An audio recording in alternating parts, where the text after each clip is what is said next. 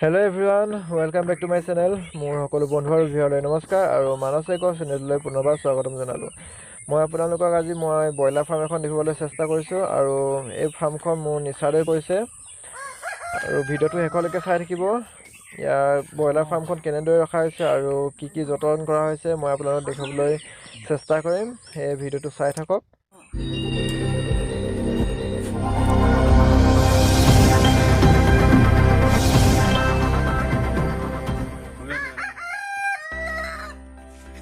এয়া দেখিছে ব্ৰইলাৰ পোৱালিবোৰ আৰু ইয়াৰ বৰ্তমান বয়স হৈছে 15 দিন।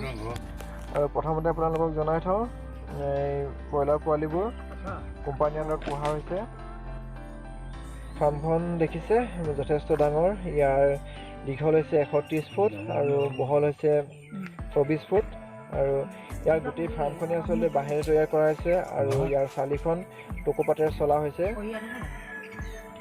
পোৱালিবোৰ দেখিছে ইয়াত বৰ্তমান 1300 পোৱালি কোম্পানীয়ে যোগান ধৰিছে আৰু 15 দিন হোৱাৰ কাৰণে ফাৰ্মখনৰ আধা ভাগহে ইয়াৰ পূৰ হৈছে আৰু দিন বাঢ়ি যোৱাৰ লগে লগে যিহেতু ব্ৰইলাৰবোৰ ডাঙৰ হৈ যাব আৰু তেতিয়া গোটেই ফাৰ্মখনে কভাৰ কৰি ল'ব।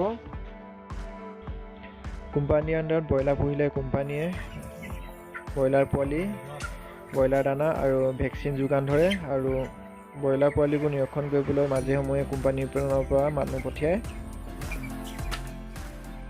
ফাৰ্মত 42 দিনৰ পৰা 45 দিন হোৱাৰ পিছত কোম্পানীয়ে নিজেই ব্ৰইলাৰবোৰ লৈ যায় আৰু ব্ৰইলাৰবোৰ সিহঁতৰ এটা পাৰ কেজি ৰেট দিয়ে আৰু প্ৰতি কিলো ৰেটটো 8 টকা 50 পইচাকৈ এই কোম্পানীয়ে দি আছে। কোম্পানীয়ে দিয়াৰ বাহিৰে বাকী সকলো খৰচ ফাৰ্মখনৰ নিজে কৰিবলগীয়া হয়, যেনেকৈ ফাৰ্মখন বনোৱা বাঁহবোৰ, ওপৰত পাৰিবলৈ চালি আৰু তলত পাৰিবলৈ ফলীয়া, ধানৰ ফলীয়া, ড্ৰিংকাৰ, ফিডাৰ, পানী যোগান, কাৰেণ্টৰ ছাপ্লাই আৰু লগতে আপোনালোকে চোৱা চিতা কৰিবলৈ যদি মানুহ থয় তেখেতৰ সকলো খৰচ নিজে কৰিবলগীয়া হয়। এয়া কোম্পানীৰ দানা আৰু কোম্পানীটো হৈছে সোনা কোম্পানী আৰু বৰ্তমান ব্ৰইলাৰৰ ষ্টাৰ্টাৰ ফিড ব্যৱহাৰ কৰি আছে আৰু যিহেতু 15 দিন হৈছে আৰু ইয়াত লিখা আছে for internal use only, not for sale. যিহেতু কোম্পানী নিজৰ ব্ৰইলাৰ কাৰণে নিজৰ দানাই ব্যৱহাৰ কৰে।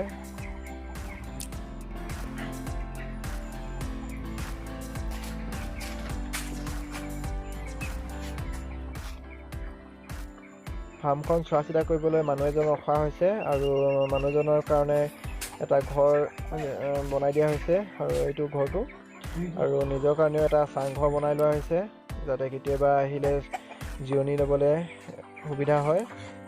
আৰু পিছপিনে অলপ মাটি আছে, কি আছে চাওঁ আহক। আপুনি ইয়াত থাকে? এয়া দেখিছে ধুনীয়াকৈ পুখুৰী এটা খান্দি থৈছে, সম্ভৱ 1.5 বিঘামান হ'ব লাগে আৰু ইয়াত 12 মাহে পানী থাকে বুলি কৈছে। 12 মাহ পানী থাকিলে ভাল, মাছৰ গ্ৰ'থটো ভাল হয়।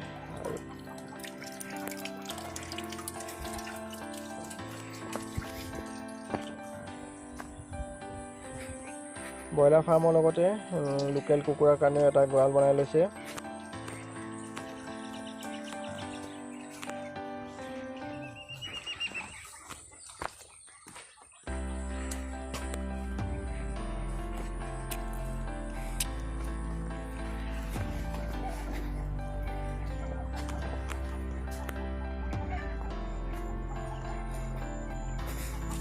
কি কুকুৰা লোকেল?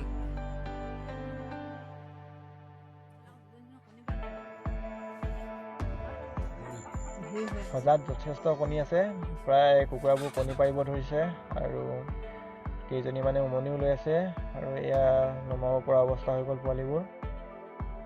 গঁৰালটো যথেষ্ট আহল বহল আৰু বহুত কুকুৰা সোমাব পৰা সুবিধা আছে। এয়া ফাৰ্মৰ কিনাৰৰ পৰিৱেশ আৰু চাওক।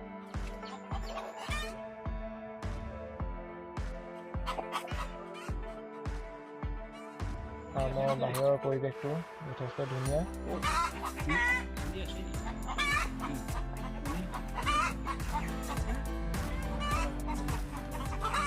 ফাৰ্মখন দেখিছে, চালিখন ধুনীয়াকৈ টকৌপাতেৰে চালি দিয়া হৈছে আৰু বেৰখনো ধুনীয়াকৈ গাঁঠি দিয়া হৈছে বাঁহেৰে।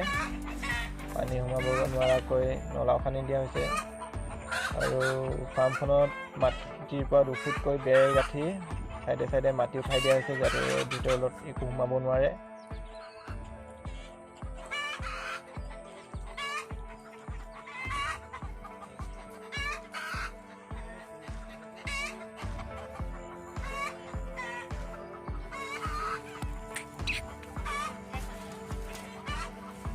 এটাই আছেগে।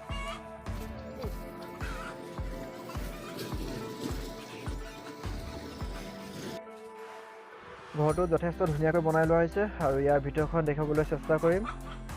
ঘৰটোৰ তলৰ খুঁটাকেইটা প্ৰকাৰৰ হয় আৰু বাকী গোটেই ঘৰটোৱে বাঁহেৰে বনোৱা হৈছে আৰু ঘৰটো গোটেই কামিৰে গুঠি লোৱা হৈছে বাঁহৰ।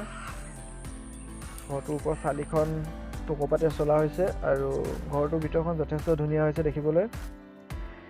এয়াই আছিল আজিৰ ভিডিঅ'টো, আপোনালোকক দেখাবলৈ পাই ভাল লাগিল আৰু ভিডিঅ'টো কেনে পালে জনাব।